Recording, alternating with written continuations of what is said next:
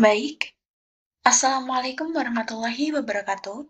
Halo semuanya, perkenalkan saya Shelia Oktavianti dari Prodi Teknologi Pendidikan Fakultas Ilmu Pendidikan dan Psikologi Universitas Negeri Semarang. Pada video kali ini, saya akan menjelaskan salah satu teori pembelajaran klasik yang paling berpengaruh dalam dunia pendidikan. Apa itu? Yaitu teori pembelajaran pem- maaf, yaitu teori pembelajaran behavioristik. Baik, mari kita mulai.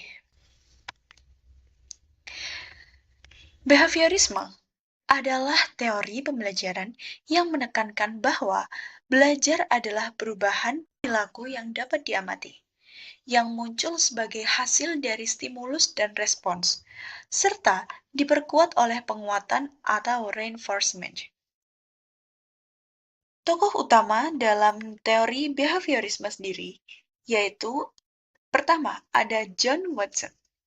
John Watson adalah pencetus awal behaviorisme. Selanjutnya ada Skinner. Skinner adalah tokoh paling terkenal dengan teori operant conditioning. Selanjutnya ada Ivan Pavlov. Ivan Pavlov dikenal dengan classical conditioning melalui eksperimen anjing Pavlov.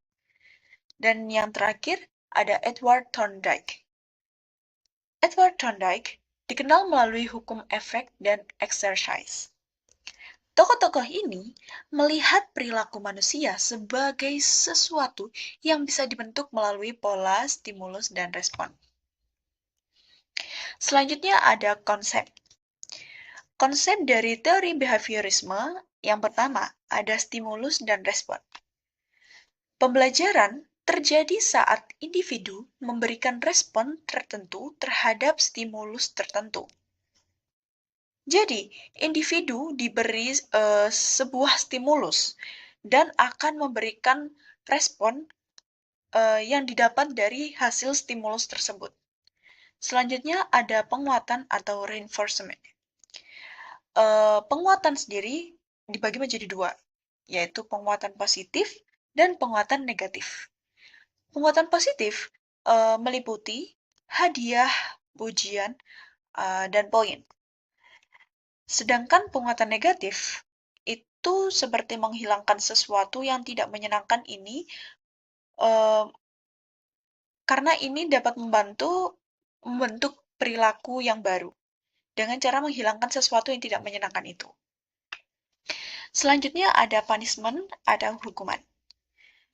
Punishment sendiri digunakan untuk menghentikan perilaku yang tidak diinginkan, tetapi bukan cara terbaik untuk membangun motivasi jangka panjang. Selanjutnya ada conditioning. Conditioning terbagi menjadi dua menurut saya. Yang pertama ada classical conditioning atau asosiasi stimulus dari Pavlov dan juga operant conditioning yaitu belajar melalui konsekuensi dari Skinner. Selanjutnya contoh penerapan teori behaviorisme di kelas. Yang pertama ada reward point. Jadi, guru memberikan bintang atau poin setiap kali siswa menjawab dengan benar. Karena apa? Karena semakin sering diberi penguatan, semakin sering juga siswa menampilkan perilaku yang diinginkan. Contoh yang kedua, ada drill atau latihan berulang. Siswa mengerjakan soal matematika berulang-ulang, drill and practice, untuk membentuk kebiasaan dan respon yang cepat. Selanjutnya ada token economy. Jadi, di token economy, siswa mengumpulkan kupon yang bisa ditukar dengan hadiah kecil. Sistem ini dapat mendorong perilaku positif secara konsisten. Selanjutnya ada program remedial. Jika siswa salah, guru memberikan bimbingan ulang, lalu latihan kembali sampai respon benar-benar terbentuk. Ini sesuai dengan prinsip shaping dari Skinner. Selanjutnya, ada kelemahan dan kelebihan teori behaviorisme. Setiap teori pasti memiliki kelebihan dan kelemahan, dan ini adalah kelemahan dan kelebihan teori behaviorisme. Yang pertama, kelebihan teori behaviorisme adalah melatih kedisiplinan, keteraturan, dan perilaku yang dapat diamati. Selanjutnya, efektif untuk menguasai materi dasar seperti membaca, berhitung, dan hafalan. Dan yang terakhir, proses belajar mudah diukur karena hasilnya terlihat lebih jelas. Dan untuk kelemahan teori behaviorisme sendiri, yang pertama, kurang memperhatikan proses mental, seperti kreativitas, berpikir kritis, atau pemahaman mendalam. Selanjutnya, teori behaviorisme berpotensi membuat siswa terlalu bergantung pada reward. Karena apa? Salah satu taktiknya dalam teori behaviorisme yaitu memberi siswa reward saat siswa telah melakukan sesuatu hal yang baik. Selanjutnya, dan yang terakhir, dalam kelemahan teori behaviorisme adalah pembelajaran cenderung teacher-centered. Selanjutnya, kita akan masuk dalam strategi penerapan kreatif dalam masa kini. Yang pertama ada gamifikasi. Gamifikasi adalah memadukan reward behavioristik dalam game edukasi, seperti level, badge, dan poin. Selanjutnya, ada classroom management digital, yaitu sebuah aplikasi seperti kelas Dojo untuk memberi reinforcement secara langsung.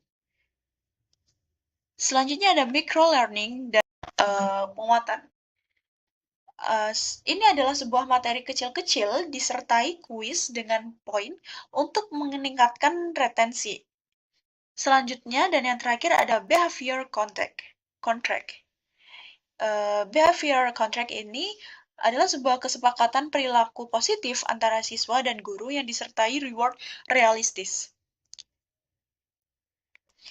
Dalam insight pribadi saya, teori behavioristik menurut saya tetap relevan di era sekarang, terutama untuk membangun kebiasaan positif, kedisiplinan, dan dasar-dasar akademik. Namun, penggunaannya perlu dikombinasikan dengan teori modern seperti konstruktivisme. Kenapa?